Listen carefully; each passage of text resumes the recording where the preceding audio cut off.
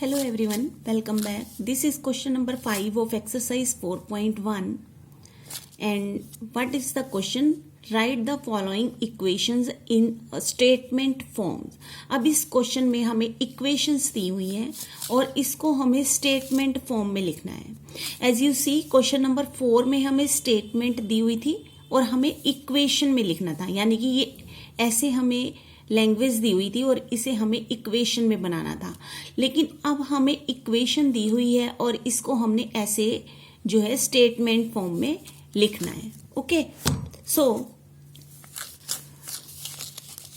First question देखते हैं. इसका फर्स्ट पार्ट देखते हैं. क्वेश्चन नंबर 5 का फर्स्ट पार्ट क्या है? p+4 is equal to 15.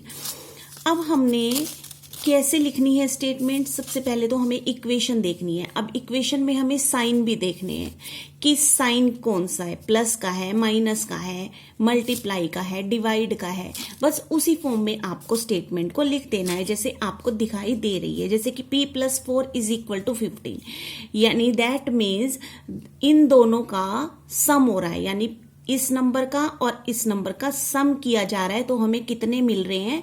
15 मिल रहा है. ठीक है, तो हम उसे अपनी सिंपल लैंग्वेज में कैसे लिख सकते हैं इसे? The sum of p and 4 is 15. तो यहां पे लिख देंगे the sum of p. The sum of a number भी लिख सकते हैं क्योंकि p is also a number. The sum of p and 4 is 15. Okay, second part है m-7 इज इक्वल टू 3. अब हमें यहाँ पे कौन सा साइन नजर आ रहा है? माइनस का, यानी कि डिफरेंस. इन दोनों नंबर्स का डिफरेंस किया जा रहा है या सब्ट्रैक्ट किया जा रहा है. 7 को m में से या तो सब्ट्रैक्ट किया जा रहा है या फिर इन दोनों का डिफरेंस जो है वो 3 है. तो हम इसे कैसे लिख सकते हैं? The difference of a number m and 7 is 3. ठीक है, so the difference of a number m and 7 is 3. ठीक है, इसको हम ऐसे भी लिख सकते हैं और इसको हम ऐसे भी लिख सकते हैं कि 7 subtracted from m we get 3. Okay, so next part क्या है कि 2m is equal to 7. Okay, अब 2m यानी कि 2m का क्या मतलब है? 2 और m के बीच में कोई साइन नहीं है, तो दैट मीन्स कौन सा साइन माना जाएगा? मल्टीप्लाई का साइन. यानी कि ये जो m है ना नंबर, वो 2 टाइम्स है, यानी कि 2 times of a number m, 2 times of a number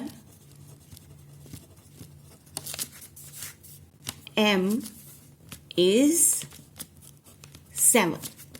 यानी कि इस 2m का 2 times of m is 7. अब देखो नेक्स्ट में चेक करो क्या है कि m/5 है. अब अपॉन का मतलब क्या होता है? डिवाइड होता है, पता है ना हमें.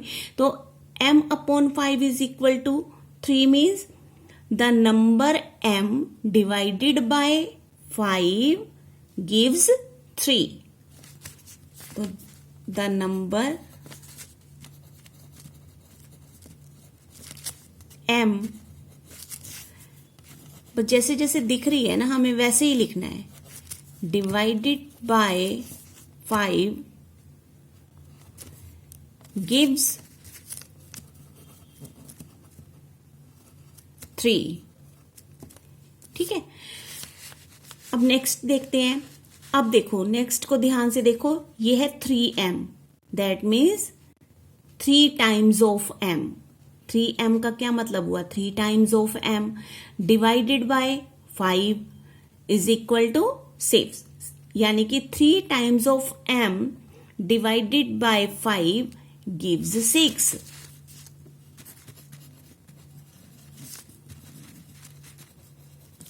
3 times of m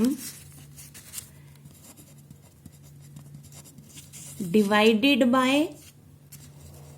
5 और हमें कितना मिला, गिव्स 6।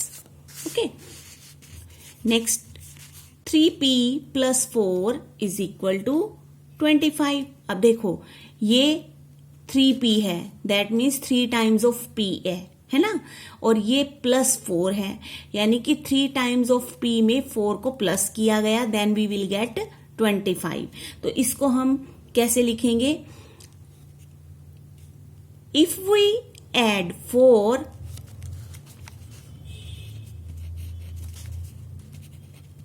या ऐसे भी लिख सकते हैं 4 इज एडिड, चलो इसे ऐसे लिख देते हैं, 4 is added to the 3 times of p gives 25। ठीक है ना, यानी कि 4 is added to 3 times of p gives 25। अब अगला क्वेश्चन देखते हैं, 4p - 2 = 18। तो इसको हम ऐसे कैसे लिख सकते हैं, 2 is subtracted from 4 times of p gives 18. 2 is subtracted from 4 times of p gives 18, यानी कि 4 टाइम्स ऑफ p में से अगर 2 को माइनस किया जाए तो हमें कितना आंसर मिलेगा, 18। Okay, so next part 8th part देखते हैं, p/2।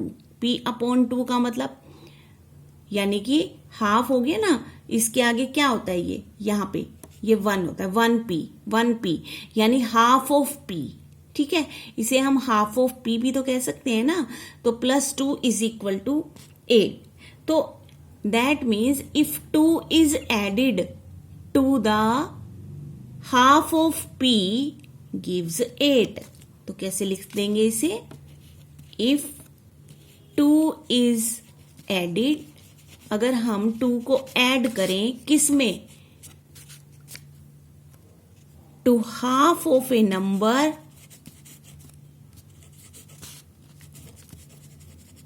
To half of a number p gives 8। Okay, so इस तरीके से हम ये जो स्टेटमेंट है इनको लिख देंगे, इक्वेशन को देख के और उनके साइन को देख के, जैसे भी आपको इजी लगती है अपनी लैंग्वेज में आप इन इक्वेशंस को स्टेटमेंट में कन्वर्ट कर सकते हो। Okay, so this was your question number 5। मिलते हैं फिर नेक्स्ट वीडियो में। Thanks for watching.